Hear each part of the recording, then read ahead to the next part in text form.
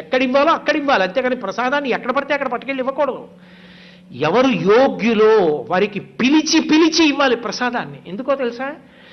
నీకు ఆయన ఉపకారము చేసి ఉన్నాడు, ఆయనకి నువ్వు మళ్ళీ తిరిగి ఉపకారం జరగాలని కోరుకుంటున్నావు కాబట్టి, భగవంతుడు ఆయన్ని అనుగ్రహించాలని నువ్వు కోరుకుంటున్నావు కాబట్టి ప్రసాదం ఆయనకు అందించాలి. అందుకు ప్రసాదం ఇచ్చేవారు. ప్రసాదం ఇస్తే పుచ్చేసుకుని నోట్లో వేసుకోవడం కాదు. ఎక్కడికి వెళ్ళొచ్చారంటే అయ్యా ఒక్క 5 నిమిషాలు. మనుచరిత్రలో వర్ణిస్తాడు అలసాని పెదన గారు.